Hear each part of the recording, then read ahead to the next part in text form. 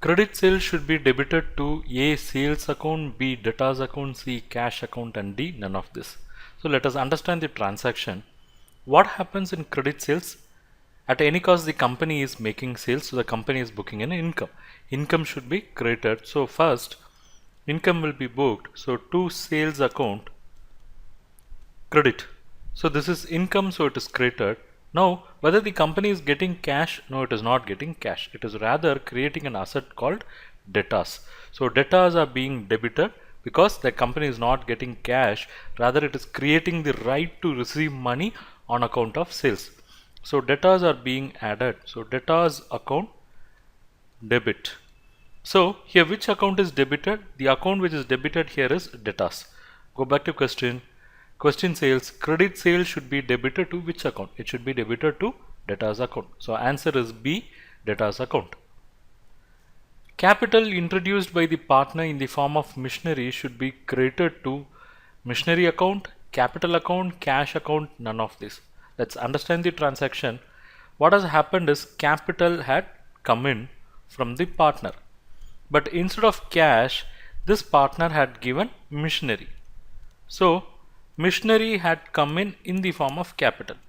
Capital is a liability, right? So it will always have a credit balance, and machinery is an asset, it will always have a debit balance. So debit what comes in machinery, and capital credit the giver of the benefit, capital whomsoever have contributed, that is the partner's capital. Fine.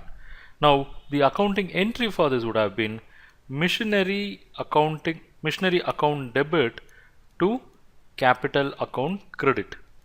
So here the question is, capital introduced by the partner in the form of machinery should be credited to which account? It should be credited to capital account. So answer is B, capital account. That's what we have done. Next question, rent outstanding should be debited to which account? Is it rent payable or rent outstanding or cash account?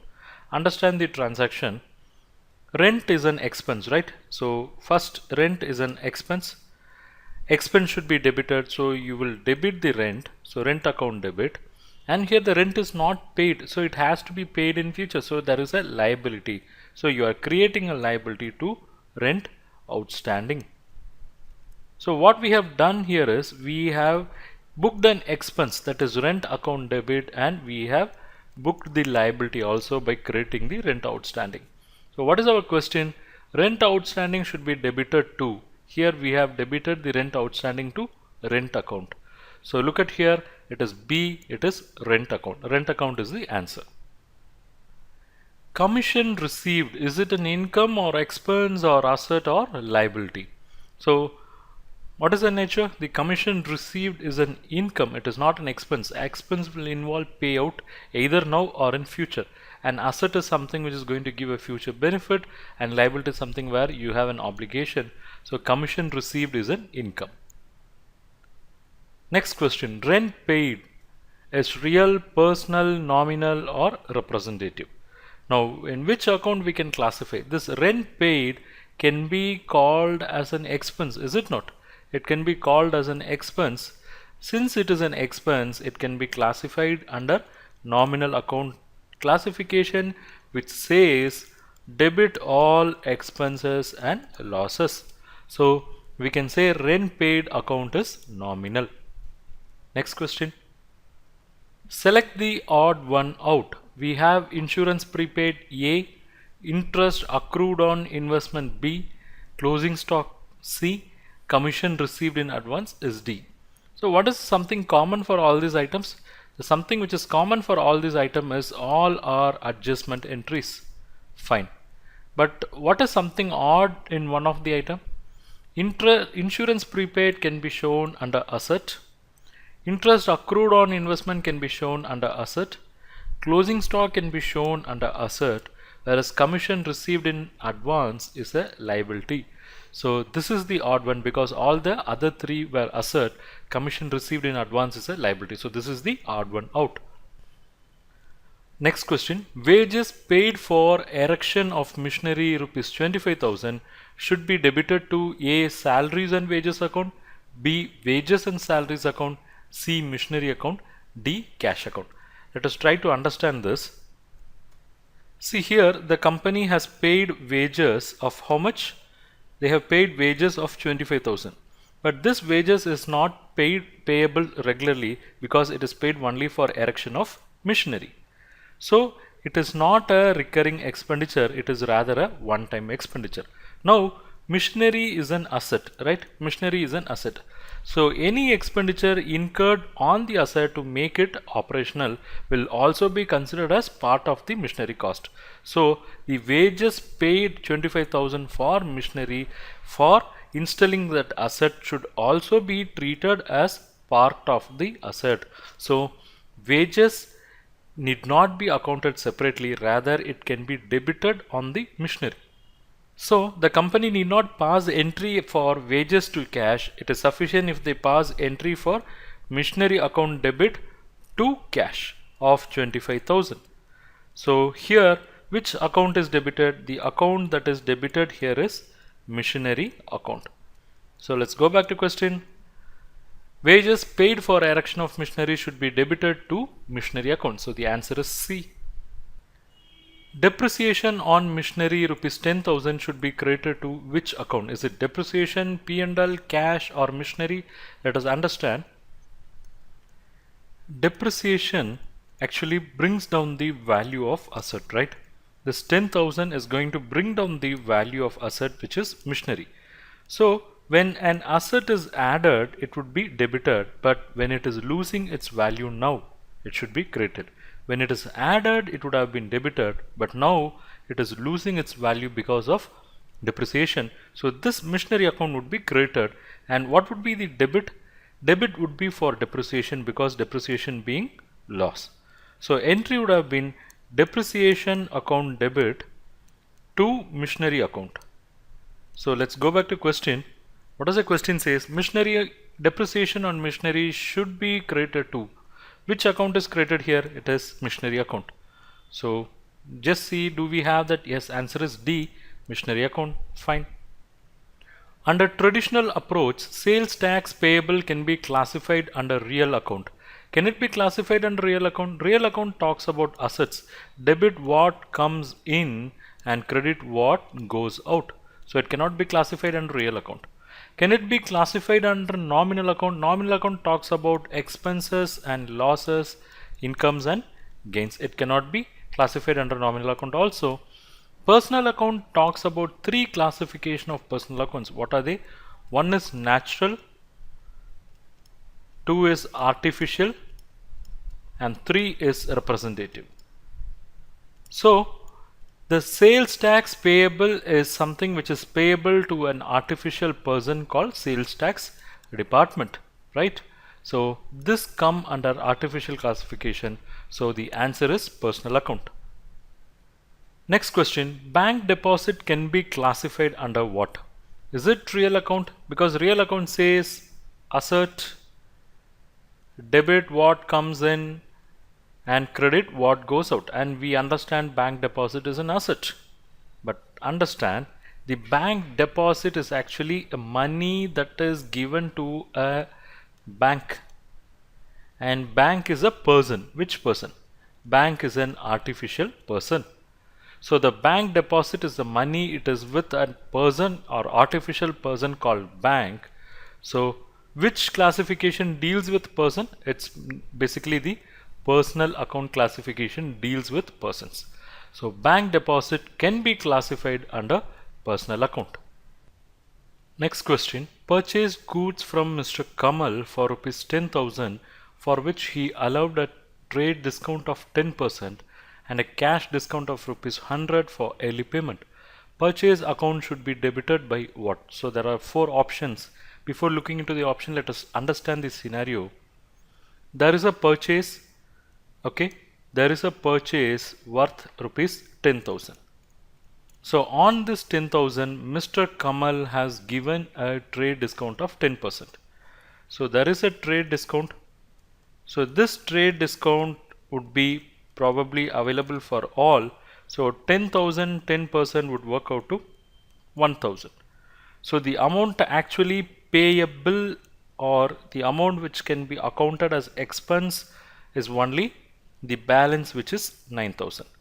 Now on this 9,000, which is the actual payable or actual expense, what happens? They are going to get a trade discount. And what is the trade discount amount? Expected discount, or the discount which they have received, or received discount, is how much? Rupees 100. So on 9,000 they are going to get a discount of 100. Now understand, the purchase is worth 10,000, whereas they were asked to pay only 9,000. So their actual expense is only 9,000, and this 9,000 they have made the payment promptly, so they have received the discount of 100 rupees. So anybody who sees the account should understand that this company has been prompt in its payment, so it has availed a discount.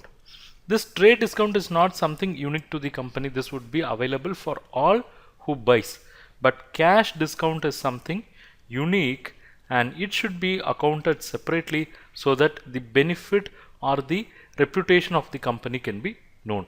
So what is the actual expense for the company? Is it 10,000 or 9,000? Answer is, it is only 9,000, because only 9,000 the company has got to pay.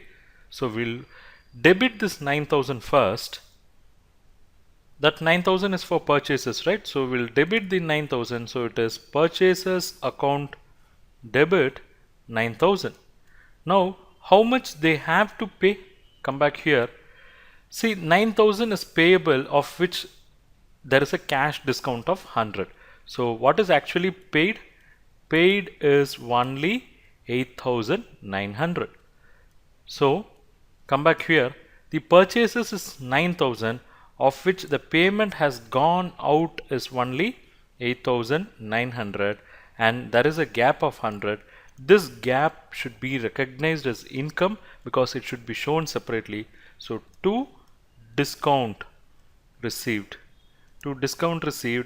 it is credited because it's in the nature of income. Actually it's a set off against the expense, but this should be exhibited separately, so the cash management of the company can also be understood and appreciated by the user of the financial statement. So what we have done is, we have debited purchases, we have credited cash 8,900, and discount received 100. Now let's go back to question. What is the question? Purchase account should be debited by how much? Is it by 10,000 or 9,000 or 8,900 or 9,100? And what we have done, we have debited the purchase account by 9,000. So answer should be B, 9,000. Next question. Income tax liability of proprietor paid out of petty cash should be credited to drawings account, income tax account, cash account, and petty cash account. So let us understand. Here the proprietor has drawn money and it is paid out of petty cash. So when the proprietor draws money, it will be drawings account debit, and here the money is drawn out of petty cash, not the real cash. So the petty cash balance will come down. Petty cash is an asset, it will have a debit balance, but when its value comes down, it should be credited. So to petty cash account credit. Now the question is, which account should be credited? So income tax liability of proprietor paid out of petty cash should be credited to which account? What we have done is, we have credited to petty cash account. So answer is D, petty cash account. Next question. Staffs were given purchased goods worth 5,000 for Diwali, which shall be adjusted against their salary. The cost of the goods were worth rupees 4,000. Which account should be debited and for what amount? So let us understand this scenario, then we'll come back to the option. See, the company has given stocks worth 5,000 to its employees, right? To its employees instead of salary. So this stock worth 5,000 is actually the market value, the price which it could fetch in the market. Fine. But the real cost of this 5,000 is only 4,000. So the 1,000 rupees is the profit margin. Now this 4,000 is given instead of salary. 4,000 worth stock is given instead of salary. So employee's salary expense is accounted, right? Because 4,000 has been given, so employee's salary is accounted. So salary being an expense, it should be debited. So salary account debit, and it should be debited only for 4,000. And what has gone out now? What has gone out, or which balance is going to come down? Is it cash balance? No, because their salary is not paid in cash. Rather, the stock has been given. So how the stock will be recognized in accounts first? It will be recognized by debiting the purchases. The stocks will be recognized in accounts first by debiting the purchases. Now, this balance is going to come down because of having given it as salary. So we would have debited the purchases when stocks were purchased. Now stock had gone out, so to that extent this account should be credited. So entry should be salary account debit to purchases account credit 4,000. So now we'll go back to the question once again. Which account should be debited and for what amount? And what we have done, we have debited the salary account for 4,000. Go back here. We have in option B salary account 5,000. We have purchase account 5,000. We have purchase account 4,000. But what is required for us is salary account debit 4,000. Is it there? It is not here in all the three. So the answer is none of this, because we know salary account should be debited for 4,000 and that option is not here. So answer is none of this. Next question. Goods distributed as free samples worth rupees 2,500 should be credited to which account? Is it advertisement or cash or purchase or sales? Let us understand. What happens when the company gives free sample? Why do they give free sample? Free samples are given for advertisement purposes. So advertisement, is it an expense? Yes, advertisement is an expense. So which account should be debited now? Advertisement being an expense, advertisement account should be debited. So this is the first leg. Now for this advertisement, whether the company had paid cash, is there any cash payment? Answer is no. What has happened? The company has given stocks. That is, the samples have been given. Now this stocks is taken from what? Is taken from purchases. When the purchase is made, it would have been debited. Now this purchase account is losing its value. It is coming down because stocks are given out as samples. When we make a purchase, we debit. Now this purchase is losing value because it is taken out for distributing a sample. So to the extent it is taken out as sample, it should be credited.